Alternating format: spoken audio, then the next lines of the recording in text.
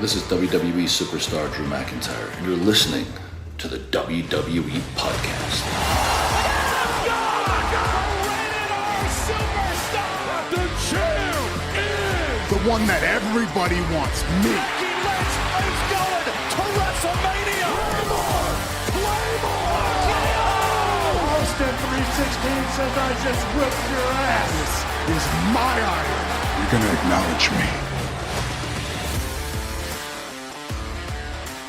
Well, it's that time of the week again where we hear from you and get to hear your thoughts on what the hell is going on. And there's a lot going on right now in WWE. Headlined by Seth Rollins' injury that some people are still of the belief that it is a work. And Seth Rollins appeared on a podcast this week and said that he got an MRI, but the problem is it's still too swollen. He's got a knee brace on. He feels he will be out for an extended period, but does feel confident that even if it is extended, that it won't interfere with WrestleMania season. So that's kind of what I've been thinking as well here.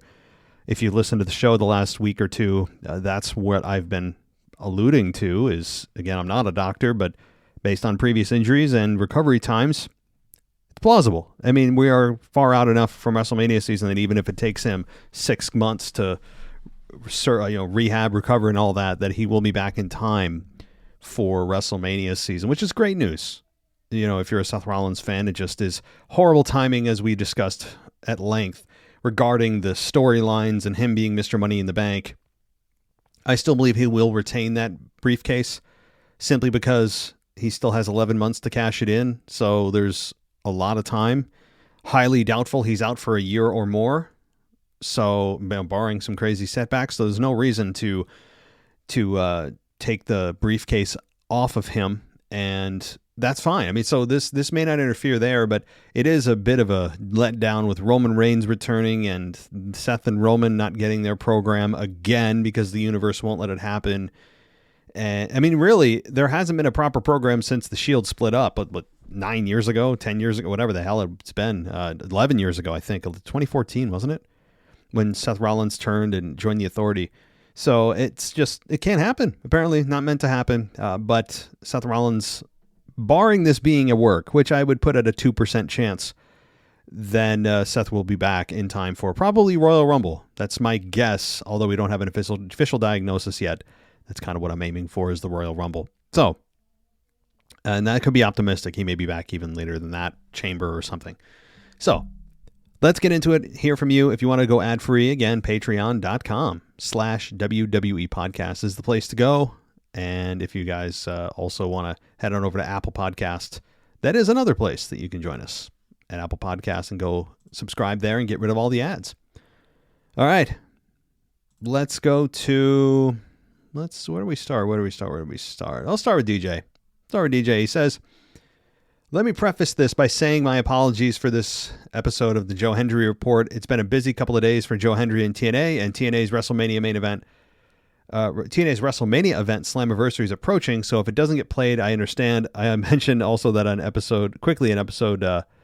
that it's the 3 matches I'll be focusing on for Slammiversary: the TNA World Title, contract signing at the Great American Bash, and he'll be making, Joe Hendry that is, making an announcement on his socials that later on this month he will most likely be making his final indie appearance for going forward. And I mentioned that I will be going to an indie wrestling event in Coney Island, Brooklyn, this Saturday. So if this episode doesn't get played, I understand. Well, DJ, I'll play it, and everybody that's listening, if TNA and or Joe Hendry isn't your jam, then certainly there's that skip ahead button. I'm not encouraging anyone to. I think it's useful information, and if you're following along Joe Hendry's career, that will lead to the main roster.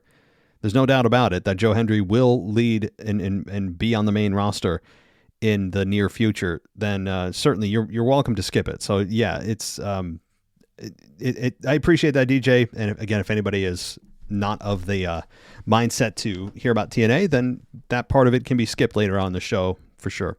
But I encourage everyone to listen to it. Okay, so here's some points. Seth Rollins' injury this Saturday night at the Saturday Night Main Event could ultimately flip the proverbial script for SummerSlam's Night 2 main event, when Cody Rhodes most likely regains the Undisputed Championship. Seth could have cashed in his contract to become the new undisputed champion. However, since that looks like it won't happen, we do see a possibility of a double turn, with Cody turning heel and Cena turning back to a babyface after Cody regains the title. It's a definite question. The fact is that Seth's absence for an extended period, probably 6 months or so, is going to leave an opportunity for a heel to fill that, because Seth was one of the top heels in the company. So is Cody there to turn heel? I still believe it's not Cody for a little while. He may have been alluding to it on his social media that this is the end of a chapter and all that, but that'd be really just bad PR. It'd be a bad move from just a creative standpoint. There's no upside for Cody to hint that he is going to be turning heel. You want to do it when no one sees it coming, and to hint at it, it would be the worst way to possibly handle it, especially a turn of Cody Rhodes, which is a massive deal. It just is a bad idea, but you could be right. I mean, I'm not against the Cody heel turn. I've been advocating for it forever. All right, Saturday Night Main Event. It was underwhelming in my opinion, with only 4 matches on the card. These 4 matches could have been scheduled on a random episode of Raw and SmackDown, but it seems like TKO's decision for WWE to have multiple live events going forward, and TKO needing more money to supplement their $3 billion debt. Whatever happened to the less is more old adage? Does TKO need WWE, or does WWE need TKO? Because before the acquisition, in my opinion, WWE was doing fairly well, especially with their less is more type of PLE schedule. There is certainly something to be said for less is more, but that principle can't be applied to everything. It's not a principle that is universally applied without exception. Meaning, less is more from a creative standpoint, from a fan saturation standpoint, is true. I think if you, and again, you can only do so much less before there is a bit of a bit of an issue where there's too little. But the less is more concept sometimes can apply, and does apply more often, to creative and volume of content. Because if you're only seeing something once or twice a week versus, or rather once a month instead of twice a month now, then it doesn't feel as special, and it's too much to digest, and there's just too much going on, and sometimes fans tune out. But with the concept of the PLEs, they're clearly making money from them, otherwise they wouldn't be doing them. And they're making a lot of them. So they're sacrificing the volume of content, which is just overwhelming, for money. And it's working. So the less is more, again, is not applicable here, because they are making more money by doing more PLEs because fans are paying for them. Fans are attending. Sellouts are still happening. So I think that, right, I mean, more is more. Right now, more is more until it's not. So we'll see what that cutoff is. I know you don't watch AEW, and I do miss an AEW podcast on the platform with Mimi and sometimes the co-host Ashley. However, I enjoyed all 6 hours of All In, AEW All In, from this past Saturday. The event was AEW's WrestleMania-styled event. All matches, in my opinion, were really good, especially the main event death match for the world title, in which Adam Hangman Page chokes the life out of Jon Moxley, forcing him to tap. Then Hangman finally regains the title. The bittersweet moment when Hangman went for the briefcase and opened it to see the AEW world title inside. It was, in a sense, a welcome back moment for the AEW world title holder, after not being seen since October last year after Moxley won it at Wrestle Dream. Seems to me that a new chapter has begun for AEW, with Hangman as the world champion and the AEW title now being front and center. I can't comment on this because I don't watch, as you just alluded to. And Mimi was great. Ashley was great. I wish them well. I hope that they're doing well in their future endeavors. See what I did there? But I think that, that'd be great. I mean, I wouldn't mind having somebody who is passionate about AEW and has the time. See, that's the key. The time to produce a review or discussion. I don't care if it's a man or a woman. It doesn't matter to me. Both of them just happen to be women that did great jobs. They both, Ashley did more of the co-hosting with me, and she did an excellent job. And she actually has her own show. I'd encourage you to go listen to it if you want to. She's on YouTube. I think she's on Apple Podcasts as well. She has it's called Kick Ash Podcast. I don't know if she's updated in a little while. It looks like since May, but I know she's on YouTube quite a bit. So check it out. So there's your shout out, Ashley. Hope you're doing well.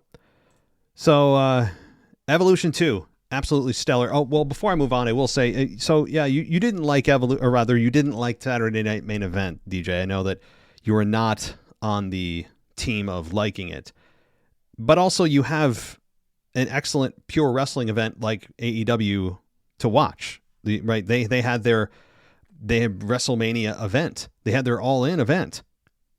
So when you have that to compare it to WWE's Saturday Night Main Event, then I think the bar has been raised to a point where WWE is not going to match that because that's not the type of show that they produce. So yeah, I mean, if you didn't enjoy it, you didn't enjoy it. I know a lot of people that didn't. It was kind of a polarizing event. I was on the belief that it was actually a really good show.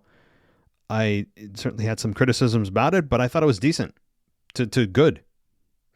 All right, Evolution 2 was stellar. The women's division really and truly delivered a women's main event, WrestleMania-style PLE, even though it lacked a build, especially with Naomi cashing in the contract and becoming the new women's world champion. That took me off guard because I thought Naomi was going to cash her contract in on Tiffany at SummerSlam. Anyway, it was a well-deserved moment for Naomi, and it looks like Naomi is officially in the Raw roster. Hopefully, Evolution becomes an annual midsummer PLE because the WWE has the most diverse women's division in pro wrestling. DJ Kuzma signing off. Have a great weekend. If you plan to Slammiversary it, should be a good show with some possible returns, and maybe one being the TNA legend AJ Styles. All right. So yeah, DJ, I first of all hope you're doing well, and I hope you enjoy your weekend. And yeah, I will say too that the Evolution event, I continue to say this, I don't think WWE needs it now. Some people might say that, well, Evolution it's great because it's a women's event, and how good is it? And yeah, it was. I would agree. Both Evolutions from 7 years ago to last week was really good. I think both were really good shows. But the purpose of the Evolution event being even taking place was at the beginning a statement to the larger audience, to the public, hey, the women can kick ass too. They can kick ass and compete with the men. And they have their own event. And it was kind of a nice little intro to the Evolution Revolution. But since that time, the women have pretty much done everything. They have their own Intercontinental belt, the U.S. title belt. They have their own tag titles, despite how terribly some of the times a lot of these titles are managed. They've main evented WrestleMania. They've main evented PLEs. They've main evented many Raws and SmackDowns. They've done everything the men have done. So to continue to do the Evolution event, again, you have to look at the purpose of this event, which at its inception was to, as I said, send a message that the women are moving forward in wrestling. To continue to pump this main event or this PLE out every year, I think sends the wrong message, because the message is the women still need their own little bubble of a PLE to be showcased. You know what I mean? Because that's what the original intent of the PLE was. Now that shouldn't be needed anymore. Unless we all believe collectively that the women still are not being treated right and they still need their separate PLE. But if they need their separate PLE, well, isn't that an admission that they can't compete with the men? Because that's the idea, is for them to be on the same show and beat out the men. Everybody should be competing anyway. But if the women are trying to truly be the main event of the show, then they should do it on a platform that's equal footing. The men have the same platform that the women do on the same PLE. The fact that the women still need their own PLE is an admission that the women still can't compete with the men. Do you see the problem here? While I enjoyed the PLE, that's one school of thought that it's great. The women have their own PLE every year. And it agreed. Both shows have been really good. Not a lot of major complaints. But the other side is it's kind of an admission that the women still need their own little PLE to be showcased. So there's two schools of thought here. All right. So thank you, DJ. Let's go to, where do we want to go? Go to Tom. He says the Seth Rollins injury thing is a mystery, only because when it's legitimate, they quickly pull out their timetable for a return. When Liv got hurt, we found out within 48 hours how long she'd be out. Last time Seth hurt his knee, we found out fast, and he actually showed up at Raw and addressed the crown. So did KO. So I understand why there's a lot of suspicion here, and there are some credible sources saying it's a work. Also, Seth had an MRI done last time, and he said it was swollen, so why can't they do an MRI this time? I really don't know, but I wouldn't put it past WWE to try to top Seth's last Money in the Bank cash-in. I hope it's a work, because WWE needs Seth Rollins right now, especially going into War Games with Roman back. Also assuming we are setting ourselves up for Roman and Jay versus Braun and Bronson Reed and Braun Breaker at SummerSlam, or Roman and Braun versus Jay and Reed. What do you think they do with LA Knight? With 2 weeks before SummerSlam, I feel like he's lost without a story. Well, that could have been why he's been beat up so much. They could potentially do an injury angle. Maybe they don't include him on the PLE. I think he'll be involved somehow. He could be a special referee. He could just be in the corner. He could do a run-in. But I think he deserves his own match. I would agree. And actually, I think he probably, if I'm going to be honest with you, maybe he does join Roman and Jay, and Braun Breaker, Bronson Reed find another opponent, and it's a 6-man tag. I don't want that, but they could do that. But LA Knight can't be left off SummerSlam, especially 2 nights. They'll find somebody if it's not going to be in a tag team match with Roman and Jay. Now, your analysis about Seth Rollins and the concern that this is or rather hope that it's a work. I don't mind if it's a work, but again, 2 problems with that. Number one, that would undermine the credibility of when a real injury happens. And, separating real life from fantasy is something that's important in today's wrestling world. So that's number one. Number two, Seth Rollins did address the fact that his knee is swollen and they need more time for it to come down from the swelling so they can get an accurate MRI and see what the damage is. So that's the reason why it's taking so long. I would agree that normally they're within a day or two, they've got a timetable for return. So why all of a sudden this one has particularly an immense amount of swelling where the others didn't? Either is, you're right, it could be a cover buying them time for Seth Rollins to cash in and it's a fake injury, or it could be just such a bad injury that the swelling is taking forever to come down, which is even worse. I still am in the camp of this is a real injury and that the swelling is a problem. You need to let the swelling come down. But there's been so many injuries that have been devastating that there's been no problem getting the MRI. So you're right. There's a bit of a case to be made if you want to be a conspiracy theorist. There you go. And I wouldn't put it past the company. If this is a work, then cool. It'd be one of the better works to the company, or rather one of the more convincing works that the company's ever done. But then we'll never believe an injury again. Because a lot of times we can see an injury when it's real. The announcers get somber. The X goes up from the referee, and then we're going to be like, it's a work. Yeah, it's a work. That's a work. I don't know if I really want that, because real injuries should be treated like real injuries, because that's real life. So, yeah. All right. Thanks, Tom. Where do we go? Let's go to Rydor. And Rydor, says, here are my thoughts. Glad Roman is back. He has a lot of aura. I hope Rollins will heal quickly and recover soon if it's not a fake injury. Looking forward to Gunther versus Punk. They have been my current favorite wrestlers for a while now, and it's very hard to choose which one. I want Punk to win, but Gunther will probably retain since he's so early in his reign. Roman's pop was one of the best this year, and it's fun to see the tension between Roman and Punk. I have a theory if Rollins was not injured, though. You would have Rollins, Braun Breaker, and Bronson Reed versus Roman, Jay, and a mystery partner at SummerSlam. When trying to find a third man, however, they would talk and would get jumped or beat up, so the heel team hoped it would be 3 versus 2 at SummerSlam. Then you hear Brock Lesnar's theme song play, and he would be the third man. Paul Heyman's guys, all 3 of Paul Heyman's guys in the same match would be crazy. That would be awesome. That could have been it.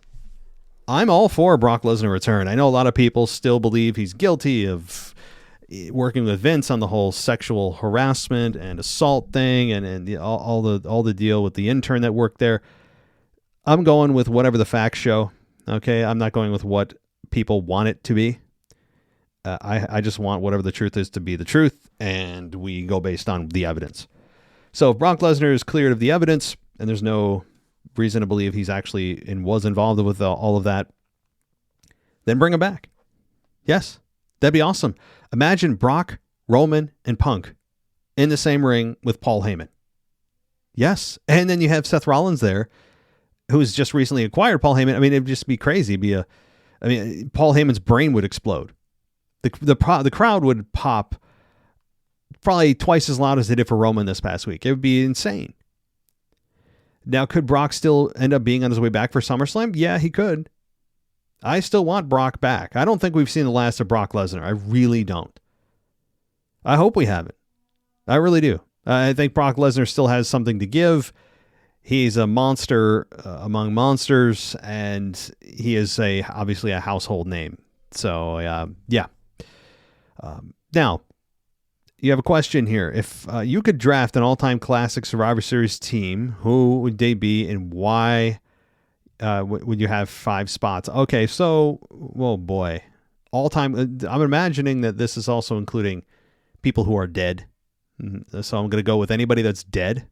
I mean, why would I not put together just an all-time roster? I mean, my captain would be Stone Cold Steve Austin. Rock would be number 2. Undertaker number 3. I would do number 4 would be Randy Orton. That's what I would do. I would do number 3 would be Randy Orton. So we get Rock, Austin, Taker, Orton, and man, oh man. I'd probably put Triple H in there in his prime. Hell of a performer. Hashtag bring back Cody Rhodes rants. Yeah, it's been a long time. I haven't really ranted about him. I mean, he's still on my despised list of a personality. And it's even worse when you watch him in his What Do You Want to Talk About podcast, or really anywhere, with his suits and his pocket watches and his perfectly manicured nails and his bleach blonde hair and like all the things that you guys know I've complained about a gazillion times. Yes, that's a real number. I think right now I'm focused on other stuff. He's not champion. Cody with the belt was, I think his run was extremely underwhelming after beating Roman at WrestleMania 40. It was very stagnant. It wasn't bad. It didn't hurt the championship by any means. It just felt very neutral. Like he didn't help the belt. He didn't hurt the belt. He wasn't hurt by the belt, and he wasn't helped by the belt. It was just kind of like everything offset everything. And Cody just held it, and he defended it occasionally, and that was it. And it's just, I didn't feel bad, or rather, I didn't feel positive or negative about his run. It was just there. It just existed, like the desk in front of me. I don't have any feelings, emotions towards the desk in front of me, or the phone that you're using to listen to this, right? Do you have any actual feelings towards your phone? Well, I shouldn't ask that. Today, people are glued to their screens. But I'm talking about like an inanimate object, like a plant in your room. If you have a plant, if you got a book, do you know what I mean? So like that's how I felt about his run. He was just there. So I don't really have a lot to rant about right now because there's not much that has changed, and it's there's a lot of other stuff going on. So Cody and Cena certainly have their match coming up in just a few weeks, a couple weeks now. As we get into early August, we'll have SummerSlam. And then we'll see what happens there. I don't know if I put the belt back on Cody, but at the same time, it would help John Cena fully turn babyface, which is going to happen no matter what they do. And then John Cena doesn't have to, he could gracefully go into the sunset in the last few months of his run, and you don't have to worry about the title being dropped or who they're going to drop it to. It would just be Cody. Cody's a solid decision. And if they want to turn Cody heel, all the better. So, yeah, thanks. All right, let's go to Chris from DC, I believe. Yeah, Chris from DC. Says, longtime listener, first-time emailer, wanted to get your thoughts on AEW. With the collabs WWE has been doing with TNA and the recent acquisition of AAA, Do you think it's pettiness or business that AEW hasn't been worked in yet? I think it's a bit of both. And how do you think that the AEW talent feel about not being included? Especially the women, particularly with bigger names like Mercedes Moné or Toni Storm. I can't imagine they don't feel at least a slight type of way being left out of an all-women's PLE like Evolution. You think this exclusion could lead AEW talent to WWE more frequently? So I'm not sure if you meant to say AAA, not AEW, because you're asking if AEW talent how do they feel about not being included? Well, AEW is its own company. I mean, they're not going to try to. They're not trying to put their talent on WWE television. So I'm thinking you meant AAA because, otherwise, I mean, that's just. I don't think that's even possible contractually with AAA or rather AEW talent being put on WWE television. A lot of legal problems there. But how about AAA? I think perhaps that's what you meant. AAA talent not being included as much on, say, TNA or on WWE television. I think that'll happen with time. They're trying to evaluate the assets that they got in terms of specific talent, who they want to be able to introduce to the audience for the first time, and maybe build around that person or persons. That is, I think, what they're doing. It's just going to take a little time because you're mentioning bigger names like Mercedes Moné or Toni Storm. Again, they have nothing to do with AAA and they have nothing to do with WWE. I mean, they're their own thing. So, I mean, honestly, I truly don't care what Mercedes Moné wants, thinks, or cares about. Mercedes Moné is one of the most insufferable human beings I've ever seen. Again, this is me observing everything that she's done, nearly everything she's done from a public perspective on a podcast where she doesn't need to be in character to her on-air character of Sasha Banks. Everything about her character is insufferable. It's narcissistic. It's very self-serving. Even when she's not a heel, she comes across insanely self-serving. Everything about her, and it's also very phony. She's very phony yet self-serving, which is somehow even worse. I mean, she may be good in the ring, and that doesn't even matter to me. She's just an insufferable human being. And I truly mean that. I mean, I don't care how good she is. WWE does not need her. I would never sign her. She's just the worst. I know a lot of you love, especially Kyle in Baltimore. I understand. You guys love yourselves some Mercedes Moné or Sasha Banks. I understand that, and that's great. Cool. I despise her. I just do. So, all right. Anyway, and real quick regarding Seth's injury, I'm hoping and praying this is one of Triple H's 5D chess moves, and it works. It's a work to make Seth's eventual cash-in and that much more surprising. Like you mentioned in your Saturday Night Main Event review, the move Seth got injured on, his knee didn't really seem to tweak all that much. And with the setup seemingly to be Punk and Gunther at SummerSlam for the world title, maybe Seth returns and cashes in to keep his promise of making sure CM Punk never wins a title while he's in WWE. What are your thoughts? Love the show. Keep up the great work. Thank you there, Chris. Again, I will continue to say from 10 minutes ago, my Seth analysis doesn't change. I believe it's real, but it's fun to think that it may not be, with some drawbacks, as I talked about, the drawbacks of this being a work. And beyond, it's surprising everybody, there are some negatives to doing that and fooling the audience. But you could have Seth do this and cash in. People would certainly, if you heard Seth's music hit after the Punk Gunther outcome, no matter the winner, and Seth comes out and cashes in and wins, the crowd would go crazy, and it'd be a hell of a way to end SummerSlam. I have no opposition to that. None. With, again, putting the drawbacks of fooling the crowd for a real injury aside. I will say, if we don't hear anything about the timetable of Seth's return over the next 2 weeks, or it's very ambiguous, where they haven't got any kind of, real locked-in timetable, there's no way that the swelling isn't going to go down in the next 2 weeks, where he can't get a true timetable. It's not going to happen. The body doesn't work that way.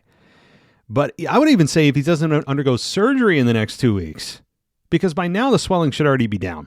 enough to take an MRI to figure out the damage. You know he's going to want to be, if you're trying to get back from Mania, go under the knife as soon as possible. Allow yourself as much time as possible to recover. So if this is real, Seth should undergo surgery really any day now, much less in 2 weeks. So if we don't hear anything about the timetable and he doesn't undergo surgery in the next 2 weeks, then there's a real chance. The chance increases exponentially that Seth's injury is a work. So keep an eye out for that. Keep an eye out for real news from real outlets, not these clickbait sites and clickbait X accounts. Go to your trusted source of information for WWE news and go there to see whether or not Seth is making any progress towards getting surgery, or if he has surgery, or if there's a timetable. Because if we don't hear anything in 2 weeks, I mean, there's never been an injury in WWE history that would have gone that long without a timetable or that person getting surgery to get it fixed. Thanks, Chris. All right, let's go to Jamie. Jamie says, I don't know if you're a man or woman. Both can obviously be Jamie, so I'll just say Jamie. Jamie says, all right, fella, Saturday night main event was dreadful.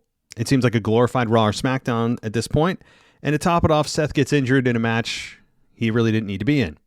Seth should only be wrestling when he needs to, and Breaker and Bronson should be doing hard miles. Doing the hard miles, yeah. Well, Seth doesn't have to, but he wants to. Seth doesn't have to do anything. Seth could retire tomorrow, but he loves this thing. Clearly he has a passion for it and has a love of money. Who doesn't? So don't fault him for anything. I mean, you can make a case for a lot of the guys that don't have to do anything. Roman Reigns doesn't have to do a thing. He could walk out tomorrow. Right? Jey Uso could too. A lot of the top talent could. CM Punk certainly could. But it's a love of the business and money that brings them back. So I can't fault them for that. So, I mean, I don't ever say, oh, they don't have to. Well, they want to. And they have the ability to. Seth is still a very good top flight performer. No doubt about it. It's almost indisputable. And the fact that he did that the injury happened on a crazy move a move that he's done a million times. I guess there's more evidence too. If you want to be on the side of this is a work, okay? I know I keep coming back to this, but you guys keep bringing it up with Seth's injury. The camp of those of you in the camp of this is a work or want it to be a work. Here's some evidence for it's a work. All right. Beyond the fact we haven't got a surgery date and the quote unquote swelling is taking forever to come down to get an MRI done accurately. The fact that it was done on a regular move, it feeds both masters because one, a lot of injuries happen on just regular moves. That's a fact. But also what we saw is him flip. And if you even slow it down, there's like nothing that looked like happened, right?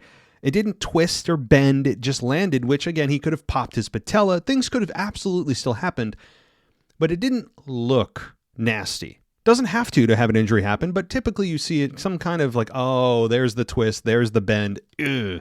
In this case, looked like he landed perfectly. And then Seth goes and, quote unquote, pops his knee and then he's down, right? So the fact that we didn't see anything nasty, that is evidence, if you want it to be, that this is a work. Absolutely. It's absolutely a work if you want it to be, and this is the case. And so because, again, usually you see something.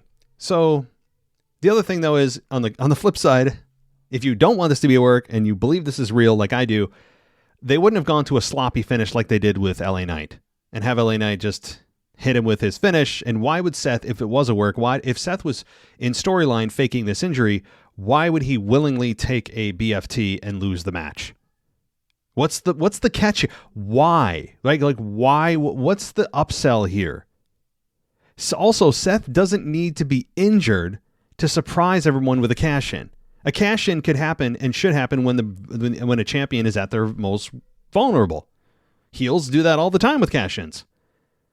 That doesn't require Seth to be out for that situation of a champion to be vulnerable to happen.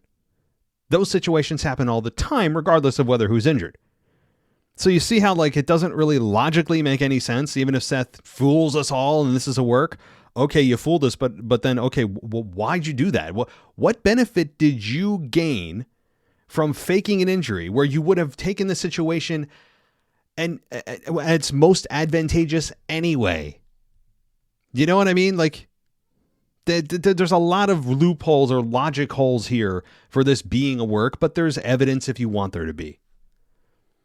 Evolution was brilliant and a fantastic advertisement for women's wrestling. Definitely should be made a yearly thing. Well, that's, again, there's the case for it being a yearly thing. I talked about the reasons why it shouldn't still exist and its purpose of why it first existed and what it's supposed to mean. But you're right. It also, at the same time, showcases all the women at once. Not all of them, but a good amount of them. And I don't need anybody from Evolution like Mercedes Moné. Certainly they should not be included ever. But, the women's wrestling, it is a nice night to just focus on women's wrestling. Yes, it is a nice advertisement. There's another reason to keep it. How far has Valkyria come? This Becky feud has completely transformed her. She's brilliant. I mean, I would say that, yes, this Becky feud has worked very nicely for Lyra. It absolutely has. But I would say Lyra has transformed Lyra. Now, credit to Becky. Has been and will always be considered one of the top women in WWE. She can still work at a very high level. She has helped put Lyra over. So you need a dancing partner, and credit to Becky, but more credit should go to Lyra, who has found herself. No one can get inside of Lyra's body and find a personality. You can't exert confidence externally. It has to come from within. Lyra's done that herself. So I think Lyra is more responsible for it, but certainly she needs a dancing partner. Okay, assume Roman's return was brought forward with Seth being out for the foreseeable future. I'm not sure what you mean by that. Assume Roman's return was brought forward with Seth being out for. Oh, you're saying it happened because Seth was out and is going to be out. They brought it forward. I don't think so. Because I could absolutely have seen both scenarios where Roman returned at that moment, regardless of whether or not Seth was there. I think it actually would have been better if Seth was there. That would have reignited Roman and Seth again. Now, to me, this scenario still would have led to a 3-on-2, where if Seth, Braun, and Bronson versus Roman and Jay were to happen, they would have had to find a third person, and that third person probably would have been LA Knight. But now that Seth is gone, and you have Bronson and Braun Breaker versus Jay and Roman, yeah, they could bring another person on each side, but right now it looks like a tag team match. If you think the Naked Gun being done is bad enough, Happy Gilmore 2 is out at the end of the month. Some things should just be left as they are. Keep complaining and moaning about the product. I find it quite soothing. I don't think I've ever heard anyone say that. I don't think I've ever, in the history of this show, had people enjoy or give the reason for enjoying the show as my complaining that it soothes them. That's quite the line to toe. But I'm glad that some of my criticisms or complaining or moaning or whatever you want to label that as is soothing you. That's cool. I mean that genuinely. That's interesting, and you'll be very soothed and very calm. You'll be in a very meditative state in the next few weeks, I'm sure. All right. Thanks, Jamie. All righty. Let's see here. Let's see. Well, I have Alex, the French guy, but he is a voicemail.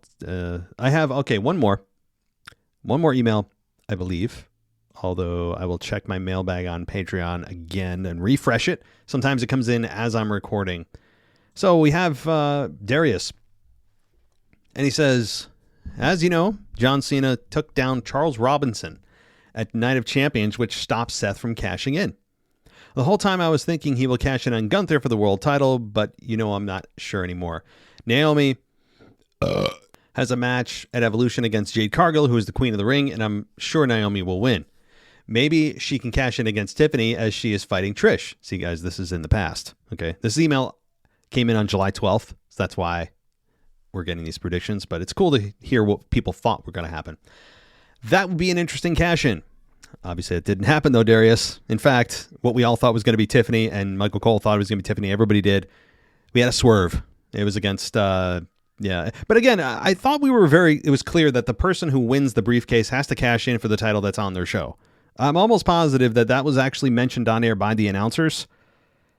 Someone could go back and fact check me, but I thought that was the thing. So while they're swerving, they could be violating their own rules, which they're not opposed to doing on a weekly basis.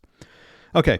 I would also like to see Seth cashing in at SummerSlam to stop John Cena retaining, even though John was never going to be able to retain that against Cody.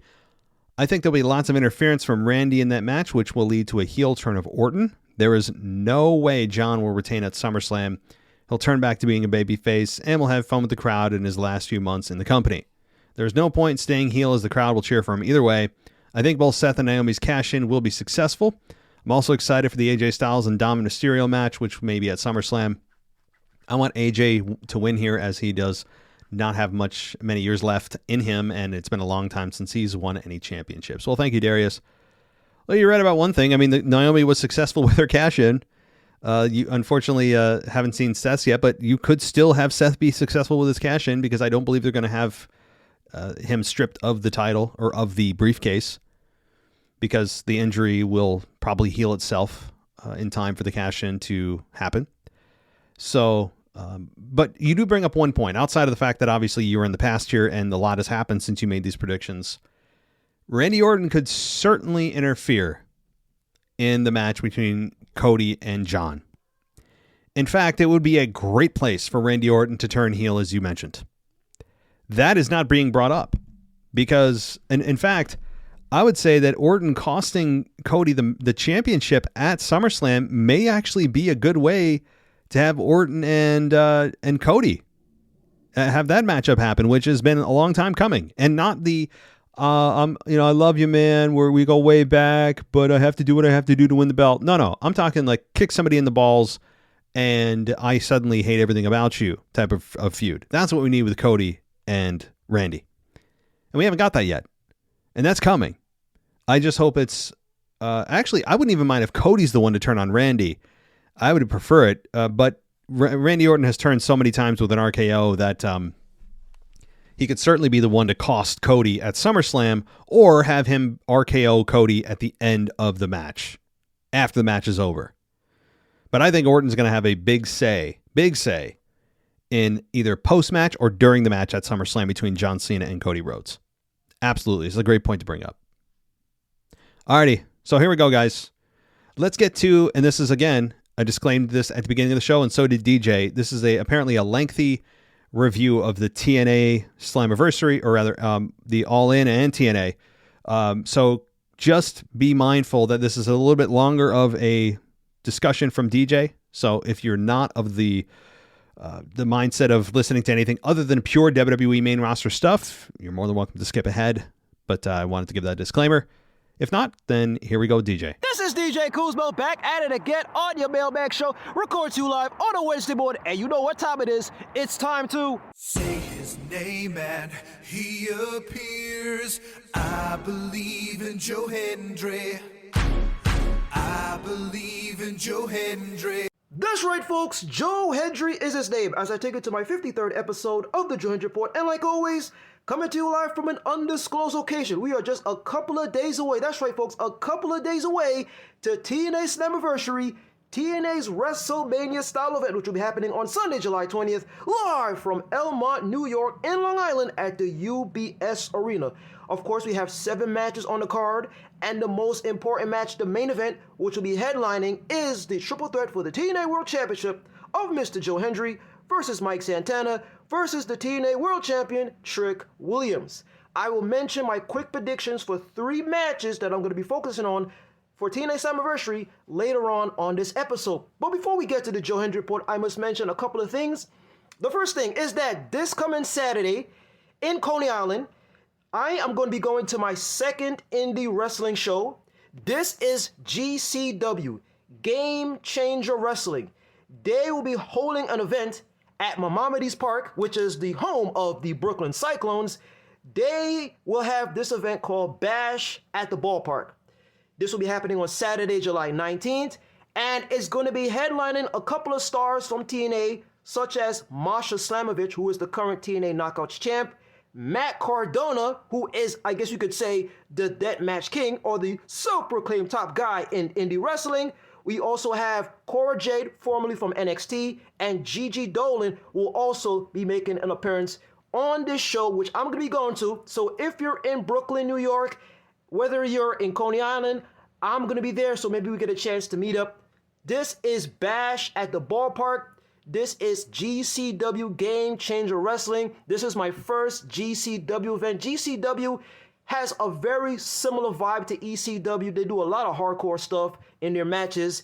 And this should be very, very awesome because it's going to be a nice day in Coney Island. And of course, have beer and hot dogs. It should be a great time to watch some wrestling at a ballpark, an actual ballpark, home of the Brooklyn Cyclones. So this coming Saturday, July 19th, Bash at the Ballpark, Game Changer Wrestler will be promoting this event. The second thing before I get to the Joe Hendry report is a very interesting thing that happened in the world of Joe Hendry, and that was he posted a video on both his Twitter and Instagram stating that for July 27th in Portobello Town Hall in Edinburgh, Scotland, this might be his final indie wrestling appearance, because ever since he has been making a lot of appearances for WWE, of course NXT, and currently with TNA, he hasn't been able to do a lot of indie shows this year. So Joe Hendry mentioned that Discovery Wrestling will be promoting this event on July 27th at the Portobello Town Hall, and Joe Hendry will be making an appearance. But since that video went out stating that how this might be Joe Hendry's final indie appearance in Edinburgh, Scotland, the tickets have already sold out for this event on July 27th. Joe Hendry will be back at Discovery Wrestling. Hopefully this might be his final time, because as you can see, Joe Hendry is a very, very busy guy. Now let's take it to what took place from this past Thursday on an episode of TNA Pro Wrestling, as we had a sit-down interview. Joe Hendry had a sit-down interview with the TNA play-by-play announcer, Mr. Tom Haffernan, and Joe Hendry says in this sit-down interview that he is disgusted that Trick Williams has disrespected the TNA World Championship. Joe Hendry says that he accepts the role, the fact that he lost the belt at NXT Battleground, he accepts that loss. But then he then says it is now his job to get the TNA World title back from Trick Williams and to bring it back home to TNA. Hendry also acknowledges that Mr. Mike Santana and how everybody seems to be supporting Mike Santana. And he says at some point, Mike Santana will be the top guy in TNA. But right now, this is all about Joe Hendry and his time to get back the TNA World title. He also says that throughout the many successes of taking TNA to heights unseen with all of his appearances for WrestleMania, at the Royal Rumble, at Triple Mania Regia, and everything that he has done to promote the TNA brand, he believes that Joe Hendry, he believes in himself that this is his road to redemption to regain the TNA World title. Now, let's also get to a very interesting thing that took place later on in this episode of TNA Pro Wrestling, and that was an 8-man tag team match. This, of course, was First Class and the Nemeth Brothers, which are the TNA Tag Team Champions, versus the Hardy Boys and the Rascals. Yes, of course, First Class did get the victory due to the outside appearance of Trick Williams. After when First Class and the Nemeth Brothers get the victory, we then see Trick Williams, AJ Francis, aka Top Dollar, and KC Navarro beat down on the Hardy Boys. But then all of a sudden, here comes Mike Santana as he comes in to make the save to help out the Hardy Boys to take down AJ Francis, KC Navarro, and Trick Williams. But the numbers game was in the advantage for the heels. And then here comes Joe Hendry as he comes for the save, and he proceeds to beat down on Trick Williams. As AJ Francis and KC Navarro are First Class, they scramble outside the ring to quickly leave. Then we see Mike Santana got accidentally hit in the face by Joe Hendry because of AJ Francis shoving Mike Santana into Joe Hendry. This led to a pull-apart brawl between Joe Hendry and Mike Santana as the Hardy Boys and the Rascals were trying to break them off from fighting each other. And this is how this episode of TNA Pro Wrestling came to an end. Now we're going to take you to what took place this past Saturday at the Great American Bash, live from Atlanta, Georgia, as we had the contract signing for the TNA World title. In this segment here, we had Ava Raine, the NXT General Manager. She was, I guess you could say, the mediator of this segment. We had Joe Hendry sitting to the right. We had Trick Williams in the middle with the TNA World title. And we had Mike Santana to the left. After when Mike Santana signed the contract, Joe Hendry talks on the microphone. He says that there comes a time that eventually he will become the TNA World Champion once again. And then he says that he understands that through all of the support of the fans, of people believing in him, that this moment must happen for him to regain the TNA World title. He acknowledges the support that Mike Santana is getting, but this is not his time. This is not his time to be the TNA World Champion. It is Joe Hendry's time. He respects Santana because he sees that Santana wants to bring TNA back to its roots. Joe says he wants to take TNA to new heights like only he can. He says he will not be distracted by Mike Santana, but Joe said he is focusing on the title that he should have never lost to begin with to an outsider like Trick Williams. Now, after when Trick Williams signed the contract, we then see Joe Hendry. He stops Mr. Trick Williams from leaving the ring. Joe Hendry and Mike Santana agree on one thing, and that is bringing the TNA World title back to TNA, and that will be held by a TNA superstar. We then see Trick Williams goes to a table by the hands of Mike Santana and Joe Hendry, as Joe Hendry and Mike Santana stand tall in this segment, but then all of a sudden, the lights go off, and then we see Dark State. Now, Dark State have been making an appearance on TNA a couple of weeks ago, and now they made an appearance in this segment. After when everybody signed their contracts, we see Dark State attacking Joe Hendry and Mike Santana as Trick Williams is looking on. But is Trick Williams associated with Dark State? I don't know what's going on with that picture, but then we get to a backstage segment. And in this backstage segment, we see the general manager of NXT, Ava Raine, as she schedules a very bizarre six-man tag team match, by the way, of Trick Williams. Check this out. Trick Williams, Joe Hendry, and Mike Santana will be taking on the three members, any of the three members of Dark State on the next episode of NXT. A very bizarre scheduled match because these three guys will be in a triple threat for the TNA World Championship on Sunday. But now they have to work together in this bizarre six-man tag team match against Dark State. Now, I want to just quickly get to my three quick matches that I want to focus on for TNA Slammiversary in my quick predictions. And the first match is the X Division Championship, the TNA X Division Championship, and that is Moose versus Leon Slater.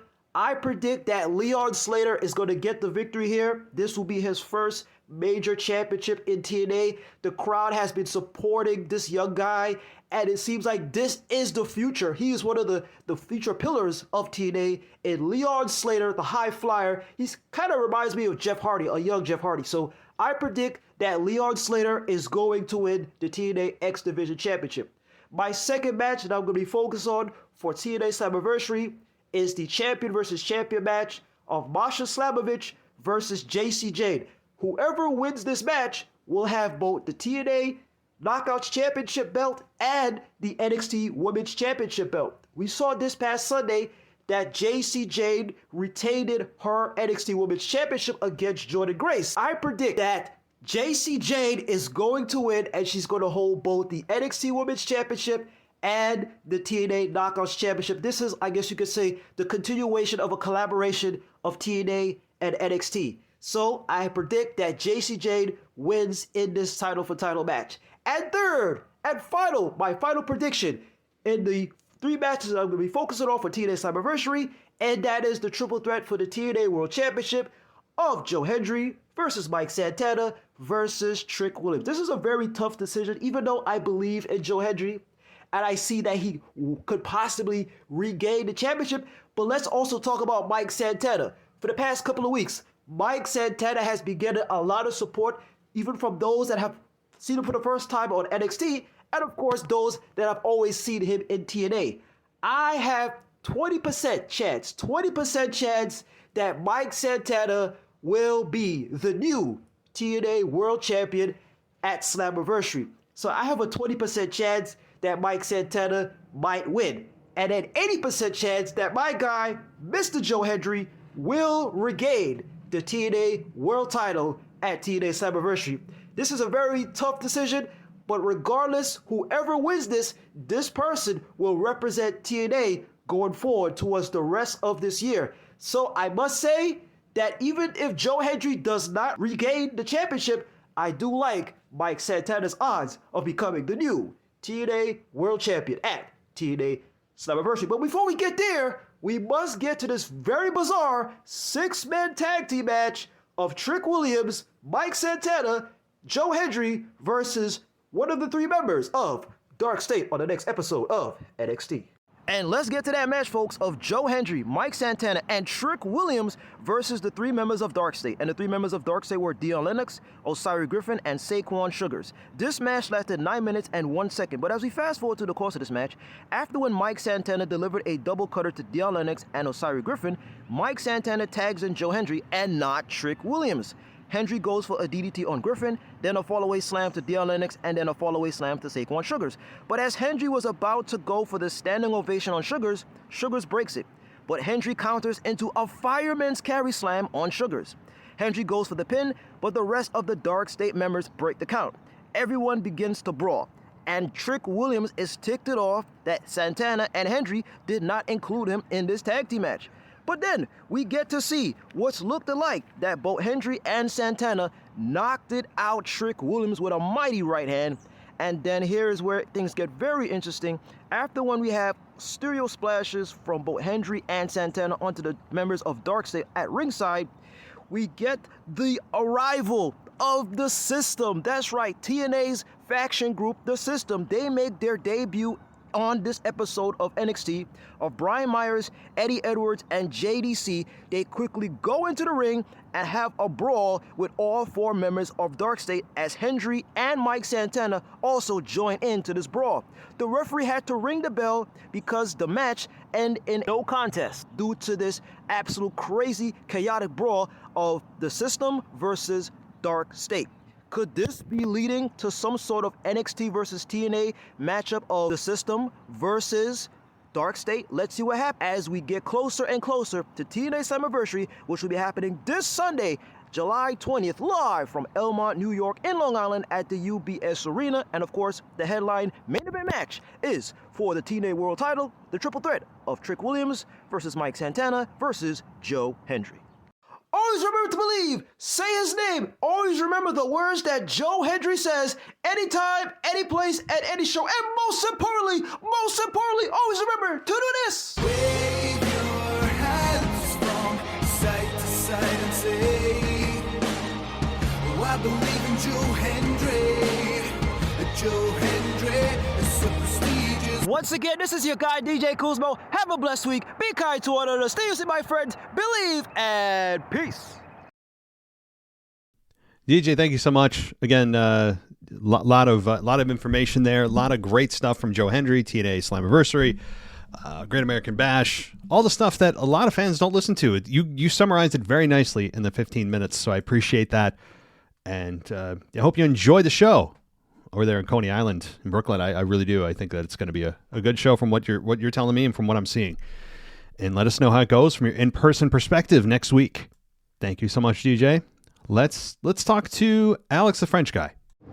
Alex, the French guy here, your current European champion, AEW All In. You have the return of the Rated R Superstar Edge Cope, whatever you wanted to call it, saving the day for Christian Cage being the bad guy here and telling him something which resonate to their promotion, their feuds.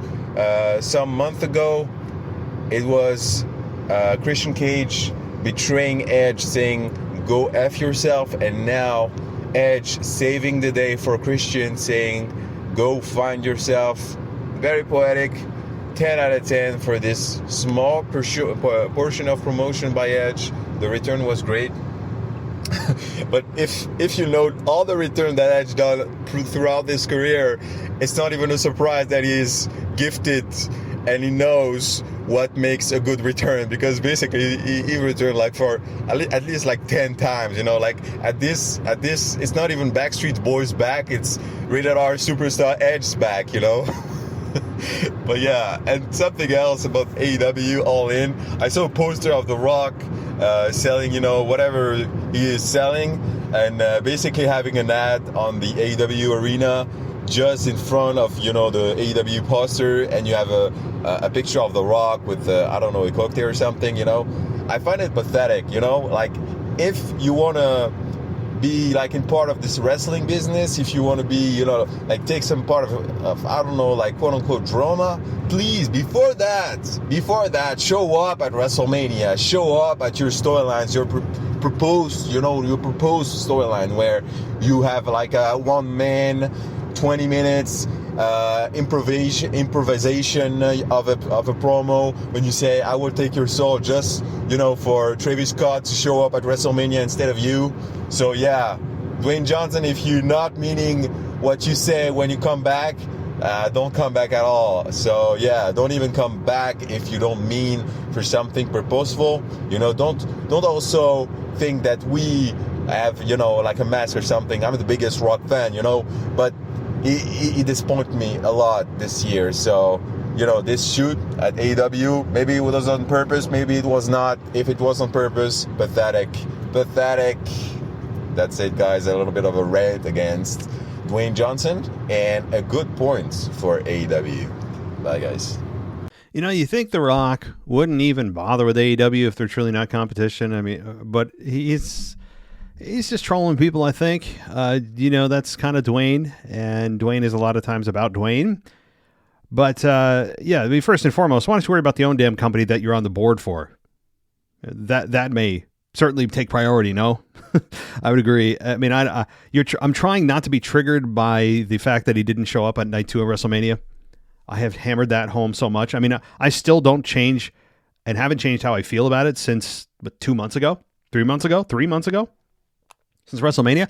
I have not changed how I feel about it or what I've said about it. I take nothing back. I'm with you too. I think him not appearing at WrestleMania last year and this past year was just, it was, to say infuriating, disgusting, shocking, ridiculous, stupid. Take your pick of an adjective, because everything and more is what that meant. And what, you know, and then he doubled down on the Pat McAfee show, which did nothing but more damage. I'm really trying not to talk about it because I've talked about it so damn much in the last 3 months. It's just one of the bigger slip-ups that I've ever seen in WWE on a big stage. Maybe ever. And I've had enough time now where it's not just, oh, it's so recent. The most recent thing is the most, you know, the most relevant. It's like, you know, that can happen. That's the kind of an effect that happens after events, like immediately after there's a reaction. That's the most biggest. It's the best. It's the worst. It's, you know, because it's fresh in your mind. It's been 3 months now, and I still feel like it was the biggest screw up one of the biggest screw ups in WWE history. I mean, you're talking about the main event of WrestleMania, and you screw it up in that way, and have Travis Scott do what he did. It's all just horrible, just horrible. But thank you for the little review and reminder about Edge returning and saving Christian Cage. You know, I will say it's cool to see them in other companies, and I'm glad they're getting a paycheck and they're getting to do what they love to do. Absolutely no hate on that. That's great that they can do that. But they belong in WWE, right? We all know it. They won't ever say that because their contract is with another company right now that they're getting paid a lot of money to do what they do. But deep down, they know the home is WWE. Their home is WWE, and it's a shame that, especially on John Cena's final tour here, that Edge and John Cena can't work together. It sucks so much, because that should be Cena's last opponent would be Adam Copeland, Edge. their rivalry that they had in the mid 2000s, late 2000s was unparalleled. The chemistry they had, the promos they had, the intensity. I remember that was the most striking thing about their rivalry, was the intensity of their matchups. It's awesome. It was awesome. And it's a shame that the wrestling gods didn't allow this to be aligned, where, Edge could contractually be available for a run with John Cena as his final opponent. Barring some miracle, it looks like that's not going to happen. And I believe I Googled it all over the place, and it looks like Edge does have a contract with AEW through October of 2026. So it looks like it's not going to happen, which sucks. But it is what it is, and I appreciate that. And thank you so much there, Alex. I appreciate your analysis. And one more here, and we'll wrap it up. Hey, it's Kyle from Baltimore. So I wanted to talk about Evolution last night. Thought it was a really good show. And what did that prove? And what it proves to me here at this point, based off the talent that we have we have, I guess it's like I'm there, that they have in WWE right now, with the amount of talent that we have now throughout the last couple of years. It needs to be a yearly thing, like every year. They need to have an Evolution show every year, just like how you have Money in the Bank and all this stuff. It should be an Evolution show every single year, I would think. So anyway, I thought the show was good. Everything start to finish was awesome. Stephanie going to face, I guess now at this point, Naomi. We'll see what happens at SummerSlam. The Clash of Paris in the end of August is going to be awesome to see her getting a potential match. I was shocked that Naomi became the champion, and over on Raw anyway, and now that's fine. It's cool. And so looking forward to that. But I just overall, I think the show overall start to finish is great. And I think what they need is, it just proves to me that they need to have the show on a yearly basis and look at every year type of thing for me, as far as I'm concerned, based on the talent that they have. So overall, it was a really good show, and we'll see what happens tonight on Raw based off Seth's injury, which sucks, and see how they're going to play out with the Money in the Bank briefcase with that, how that's going to play out. He does have a year to cash in, so I don't think you should get rid of the briefcase for then and there, but we'll see what happens tonight and see who's going to face Gunther, who knows, but because I think it's called before Raw, so, but anyway, last night was a really good show, and so, see what, Naomi has to say, has be part of the Raw roster as Women's World Champion, so we'll see what happens, but that's the intro call. Bye. Thanks, Kyle. Yeah, there's a proponent of this being a yearly event for the women. I really try not to repeat myself. I'll just summarize by saying I'm fine with it being a yearly event. Just understand what the purpose of this event originally meant and what it was supposed to be, and what it's, what the underlying meaning was for it, and the reason for it, and why it happened. I mean, if they want to just make it a yearly event, that's totally fine. I mean, every time they've done it, which has only been twice, it has been well received, and the women have busted their ass, and it's been totally fine to good, to very good, depending on your perspective, as far as the wrestling and the outcomes and everything else. But just again, it does kind of eat away at where wrestling for the women currently is. It kind of is a backhand to what women's wrestling should be, or what the goal of it was, and that is to be on equal footing with the men. And if you need your own show, that's a admission that you can't compete with the men, so you need your own little bubble. So that's the downside of it, if you want to view it that way. If not, and you just want this a yearly event, then I don't think the fans would be opposed to it, if you just don't think too much about it. So, all right, well, thank you everybody for the emails, the calls, and I will be back on Sunday with your weekend review. I appreciate everybody's contributions. And I hope you enjoy your weekend here, as we are in mid to late July. And before you know it, summer will be over. Football will be here. Pumpkin spice everything. Leaves will be falling. It won't be long. Summer's really only got about 6 weeks left to live. And then it's, hey, back to school too, if that affects you. So, all right, everybody. I'm not trying to put a damper on your summer or rush it, but it does seem to go very quickly every year, and giving you some perspective. Thanks, everybody. If you want to go ad-free, patreon.com/WWE podcast, or Apple Podcast does offer a ad-free experience as well. If you click the subscribe button, both options offer an ad-free 7-day free trial if you want to try it. All right, everybody. Thanks so much. We'll talk next time. Thanks for listening to the WWE Podcast. Don't forget to subscribe on your favorite podcast app so you don't miss a show, or head to WWEpodcast.com. And for all of these shows ad-free, head over to patreon.com/WWE podcast. Until then, we'll see you next time.